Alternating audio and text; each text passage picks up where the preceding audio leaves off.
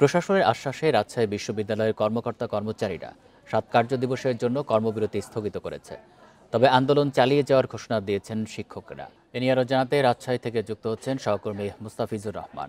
মুস্তাফিজুর, কর্মকর্তা-কর্মচারীরা তো ৭ দিনের জন্য শাটডাউন স্থগিত করেছে, শিক্ষকরা কেন এটি চালিয়ে যাওয়ার ঘোষণা দিয়েছেন, তাদের কি বক্তব্য? বান্ডেল থাকলে প্রতি সেনমানিতে টাকা বাঁচবে। বিকাশ সেনমানি বান্ডেল কিনে জিতুন প্রতি লেনদেনে।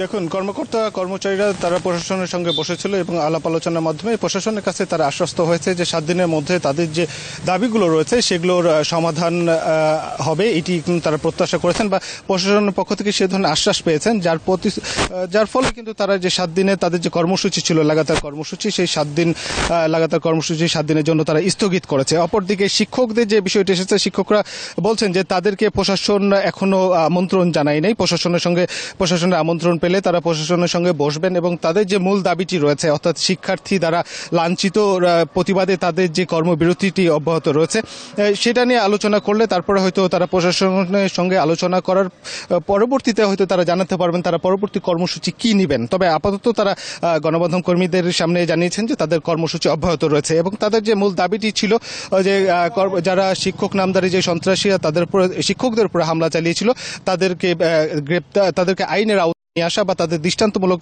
শাস্তি, সেটি কিন্তু তাদের প্রত্যাশা। এবং এর মধ্যে প্রশাসনের পক্ষ থেকে জানানো হয়েছে একটি তদন্ত কমিটি করা হয়েছে এবং সেই সাথে তাদের বিচারের আওতায় বা আইনের আওতায় নিয়ে আসার জন্য তাদের যে কার্যক্রম সেটি তারা চলমান করবেন, এটি কিন্তু তারা আশ্বস্ত করেছেন। এবং প্রশাসনের পক্ষ থেকে বলা হচ্ছে যে তারা যেহেতু একটি কমিটি করেছেন, তদন্ত কমিটিকে কাজ করতে দিতে হবে বা সময় দিতে হবে।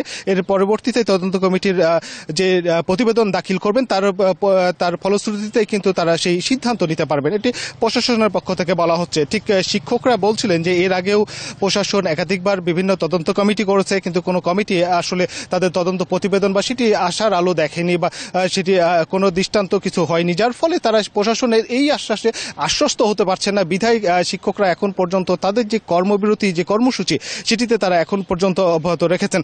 এবং একটি কথা, যে সামনে যেহেতু রাকসু নির্বাচন, অর্থাৎ চতুর্থবারের মতো রাকসু নির্বাচনের তারিখ পরিবর্তন করা হয়েছে, এখানে কর্মচারী তারা প্রত্যেকেই কিন্তু একটি বলছিলেন যে তাদের এই কর্মবিরতি বা কর্মসূচি এটি রাকসুর ক্ষেত্রে কোনো প্রতিবন্ধকতা সৃষ্টি করবে না। এটি কর্মকর্তা কর্মচারী এবং শিক্ষক তারা কিন্তু এই কথাটি কিন্তু তারা বলছেন। ঠিক একইভাবে আবার তাদের যে কর্মসূচি সেটিও তারা চালিয়ে যাচ্ছেন। তো এখন পর্যন্ত দেখার বিষয়, কর্মকর্তা কর্মচারীরা তাদের কর্মবিরতি ছিল সেটি থেকে তারা সরে এসে 7 দিনের আলটিমেটাম দিয়েছে বা স্থগিত করেছে। এখন শিক্ষকরা কি করেন, তবে একাধিক সূত্র বলছে যে দ্রুতই শিক্ষকরা তারা প্রশাসনের সাথে বসবেন এবং এ বিষয়ে একটি নির্দিষ্ট সিদ্ধান্ত হয়তো তারা জানাবেন।